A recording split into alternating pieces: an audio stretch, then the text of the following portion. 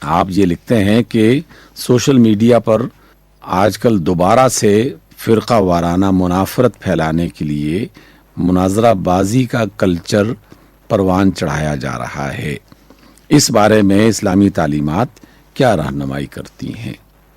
جناب محمد یوسف صاحب، انتہائی افسوس کی بات ہے، اس پر جتنی مذمت کی جائے، جتنا پریشانی کا اظہار کیا جائے وہ کم ہے کہ جیسے جیسے علم بڑھ رہا ہے، آگاہی بڑھ رہی ہے اور لوگوں کو تہذیب اور ثقافت اور اس طرح کی چیزیں سکھائی جا رہی ہیں،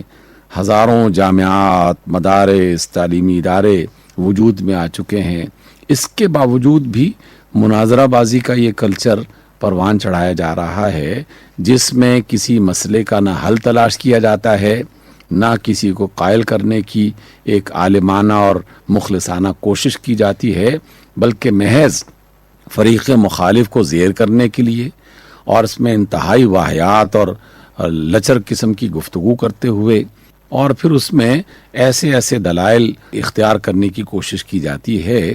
کہ جس کا قرآن و سنت کے ساتھ کوئی براہ راست تعلق نہیں ہوتا،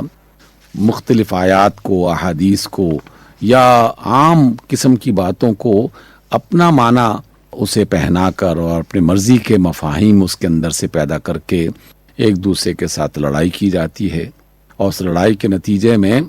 جہاں مسلمانوں کو کافروں کے حوالے سے تعلیم دی گئی کہ تم انہیں اسلام سکھاؤ اور انہیں اسلام کے دائرے میں لانے کی کوشش کرو، یہ مسلمان آپس میں مسلمانوں کو اسلام کے دائرے سے نکالنے کی کوشش کر رہے ہوتے ہیں اور ایک دوسرے کو کافر، منافق اور مشرک کہہ رہے ہوتے ہیں۔ یقیناً یہ ایک شیطانی عمل ہے۔ عربی زبان میں مناظرہ جو ہوا کرتا تھا یا جس لفظ کو مناظرہ کہتے ہیں، قرآن میں اس کے لیے مجادلہ کا لفظ استعمال کیا گیا ہے۔ مجادلہ کا معنی یہ ہے کہ علمی بنیادوں پر پورے اخلاص اور اچھی نیت کے ساتھ اگر کوئی شخص کسی غلط فہمی میں مبتلا ہے تو اس کی غلط فہمی کو دور کیا جائے، اور فریقین میں سے کوئی بھی غلط فہمی میں مبتلا ہو سکتا ہے، اور اسے اگر علمی بنیادوں پر اور قرآن و سنت کی روشنی میں صحیح تعلیم اگر پہنچ گئی یا پہنچا دی جائے تو اس کے نتیجے میں اسے آپس کے اختلافات کو کم کر دینا چاہیے یا ختم کر دینا چاہیے۔ لیکن یہاں کسی بندے کو سمجھانا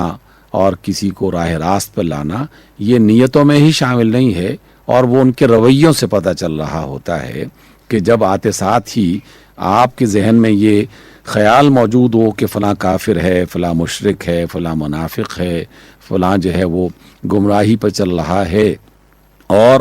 اس سے کوئی مناسب بات کرنے کے بجائے اپنا لب و لہجہ، اپنے دلائل ایسی صورت میں پیش کیے جا رہے ہوں جس میں عوام کی طرف سے باقاعدہ جو منافرت پھیلا رہے ہیں ان کی حوصلہ افزائی کی ایک شکل بن رہی ہو، اور دونوں گروہوں کے اپنے اپنے جو حمایتی ہیں وہ آپس میں ایک دوسرے کے خلاف جو ہے وہ آنکھیں چڑھائیں، غصے کا اظہار کریں اور مخالفت نہیں بلکہ مخالفت کے ساتھ ساتھ لڑائی شروع کر دیں، تو یقیناً ایسے مناظرہ بازی، اس لیے آپ نے جملہ صحیح استعمال کیا ہے کہ یہ مناظرہ یا مجادلہ نہیں ہے، یہ مناظرہ بازی ایک طرح کا کھیل ہے جس میں کچھ لوگ اپنے نفس کی یا وہ تسکین کے لیے یا کچھ ایسی قوتیں جو مسلمانوں کو آپس میں لڑوا کے انہیں کمزور کرنا چاہتی ہیں اور اس کے درپردہ وہ اپنے کچھ کام کرنا چاہتی ہیں، یہ آج کی بات نہیں ہے، اس سے پہلے بھی کئی بار ایسا ہو چکا۔ روایتوں میں تاریخ کے ایسے معاملات جو ہے وہ باقاعدہ لکھے ہوئے موجود ہیں۔ ایک بڑی مشہور روایت ہے کہ جب چنگیز خان کا پوتا ہلاکو جب وہ اس میں گیا بغداد میں اور اس کو تباہ کرنے کا ارادہ کر رہا تھا، تو اس وقت بھی اس طرح کے کچھ بے عقل اور کم عقل لوگ وہ آپس میں مناظرہ بازی اور بالکل بے تکی باتوں پر ایک دوسرے کے خلاف جو ہے وہ لڑ رہے تھے، اور اس موقع پر انہوں نے پھر جب تباہ کرنا شروع کیا تو پھر کوئی فرقہ باقی نہ رہا، نہ کوئی شیعہ باقی رہا اور نہ کوئی سنی باقی رہا، نہ مسجدیں باقی رہیں اور نہ ہی امام بارگاہیں باقی رہیں،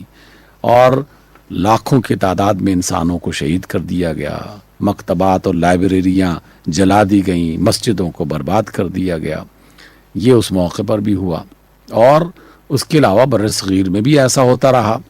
انگریزوں نے اپنے زمانے میں بھی کچھ ایسے لوگوں کو اس کے لیے تیار کیا، اور پھر دیکھا دیکھی بہت سارے ایسے لوگ بھی اس میں شامل ہونا شروع ہو گئے کہ جو بظاہر اس کی نیت تو نہیں رکھتے تھے، لیکن سب لوگ کر رہے تھے، چلو ہم بھی اس میں حصہ ڈالتے ہیں. تو اس کی بنا پر مسلمانوں کے اندر نفرت پیدا کرنے کا اسے ذریعہ بنا دیا. حالانکہ علمی بنیادوں پر جب کوئی چیز حل کرنی ہو، جب کسی مسئلے کو حل کرنا ہو، تو اس میں کمروں میں بیٹھ کر اپنی تنہائی میں علماء آپس میں بیٹھ جائیں اور اس میں کسی بھی بات پر بحث ہو سکتی ہے. اور اسی وجہ سے ادارے وجود میں آئے،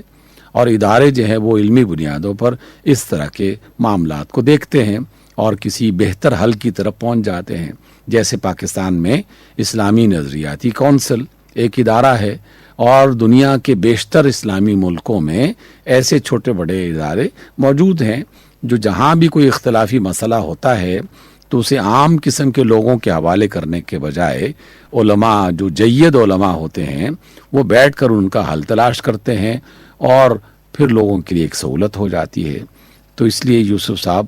اس کے بارے میں ضرور کانشیس رہیے. جہاں کہیں بھی ایسا کوئی معاملہ ہو تو اسے روکنے کی جو ممکنہ کوشش ہو سکتی ہے، لازماً اسے روکنے کی کوشش کرنی چاہیے، اور خود کسی صورت میں بھی ان منافرت پھیلانے والے مناظرہ بازوں کے چکر میں نہیں آنا چاہیے. اللہ تعالی ہمیں ان کے شر سے محفوظ رکھے، ہمارے ملک کو ان کے شر سے محفوظ رکھے، اور جو لوگ صحیح علم رکھنے والے اور صحیح سوچ رکھنے والے ہیں ان کے ذریعے سے ہماری غلط فہمیوں کو دور کرنے کا اہتمام اللہ فرمائے. اللهم صل على محمد اللهم صل على محمد